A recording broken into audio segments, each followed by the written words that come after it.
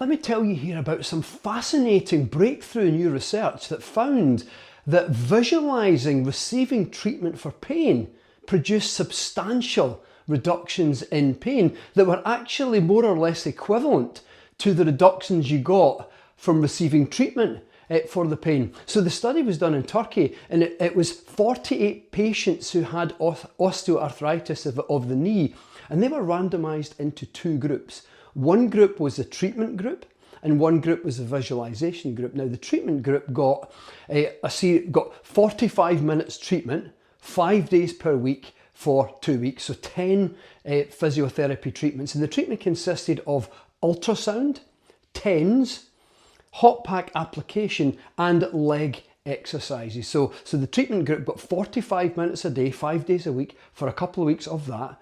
The visualisation group visualised the entirety of those treatments in rich sensory detail. So let me share with you exactly what they did, right? So, and you could see the key was it was the same amount of time. It was 45 minutes visualisation, 5 days a week for the 2 weeks. And here's what they did. So when they visualised receiving ultrasound, they were guided by someone who was working with them, who was doing the reading, who was describing the visualisation process for them. They were guided to visualise what it was like as the ultrasound gel was applied to the affected area. And then they were guided to imagine the circular movements of the ultrasound probe and the sense of warmth over the area, and to imagine the ultrasound waves penetrating deep into the knee.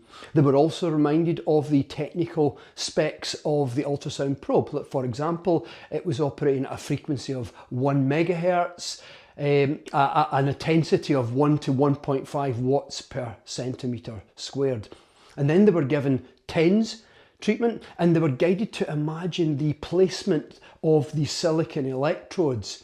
And then when they would imagine a device being turned on, and then that tingling sensation you get from TENS, and they were imagining that tingling sensation penetrating again deep inside the tissues. And they were also reminded again of the technical specs. So for example, it operated on continuous mode at 30 to 40 hertz frequency with a 50 millisecond pulse. And you know, it was very important that these technical details were given, because what it does is it makes the whole experience that little bit more real for them.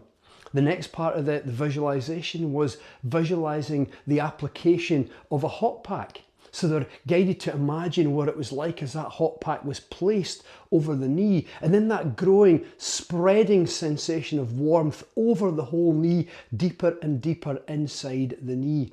And then the fourth part of the visualization was visualizing leg extensions and contractions. So for example, extending and contracting the knee and holding for a little while in between in sets of 10. So that whole process was 45 minutes compared to 45 minutes of the actual treatment. And note the rich sensory detail. Well, incredibly, both groups saw substantial reductions in pain compared to when the experiment started over these 10 sessions. But the magnitude of drop in pain was about the same for those who got actual treatment versus those who visualised the treatment. Isn't that absolutely extraordinary?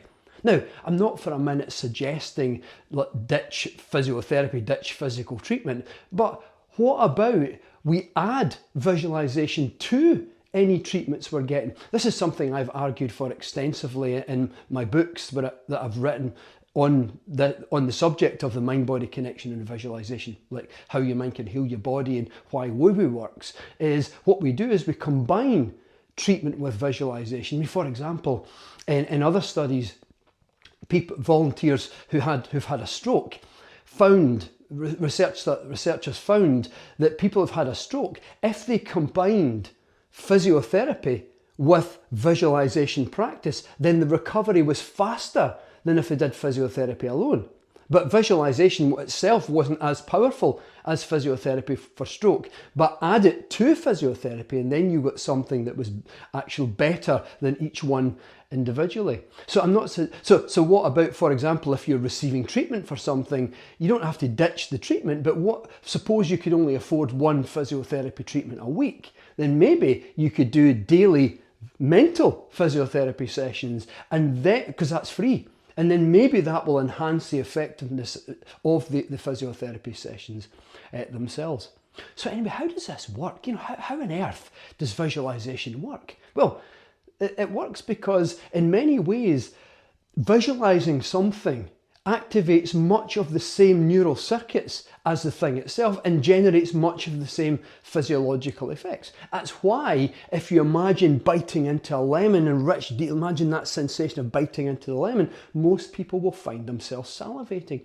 It's also why if you suddenly think of something that you feel embarrassed by, then your face flushes, and that's the dilation of the capillaries in your face that's been produced by something that you're actually thinking about. Similarly, when you mentally indulge in a sexual fantasy, well, of course, physical things happen in the body. And all this is occurring because the brain doesn't necessarily distinguish real from imaginary. So when you visualize something, it activates many of the same neural circuits as the thing itself and brings about many of the same physiological effects. Even when it comes to pain, we know from research into the placebo effect that if someone gets a placebo for pain, but they believe it's an actual painkiller, most of the time the pain still goes away.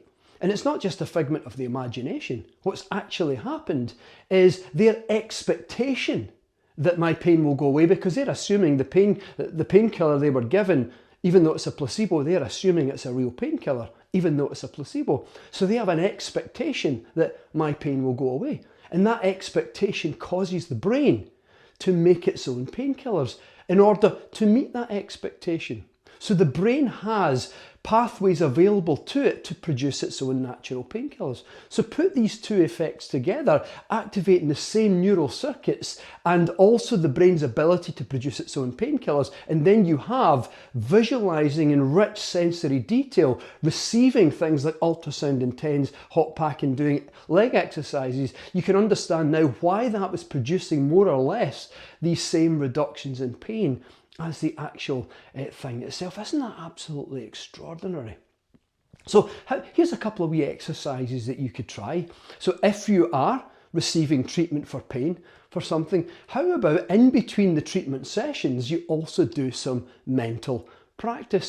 So visualize it in rich detail. So if you're receiving ultrasound or TENS or something else, or even massage or acupuncture, whatever it is, then imagine as richly as you can these sensations of receiving that treatment, because you've had the treatment before, so you know what it feels like. So just imagine that in exquisite detail. Maybe even write yourself a script. Sometimes people find this helpful, to write a script describing it all and what the sensations are, exactly where the treatment is taking place, how maybe there's a prod here and a prod here and a prod there. What does that feel like? Is that warmth spreading, or is there a coolingness of gel applied? But visualize it in as much detail as you can. Record all that script, read it out in your own voice, and add a wee bit of music to it if you feel like it, and just listen to that as your own visualization. A second experiment you could try is next time you're in the shower. Imagine, as well as water, what's also washing over you is a warm, healing light. And imagine the light penetrating over the body, going inside the body, and focusing particularly on anywhere that there's aches or pains. And imagine that warm, healing energy just washing away these aches and pains away and out of the body altogether. Now, a third thing you could try is visualizing a pain dial. So in the moment of having pain, imagine that the dial is turning down. You know, like just picture a dial of any form and just imagine like a dimmer switch, or maybe an up and down dial, and just turn the dial down. And people have found this to be quite helpful with practice. So the more you practice it, the brain seems to learn that this dial is associated not just with psychologically imagining a reduction in pain, but becomes associated with an actual reduction in pain. So there's there's 3 wee experiments that you could give, that you could try out for yourself. So have a go and see how you get on.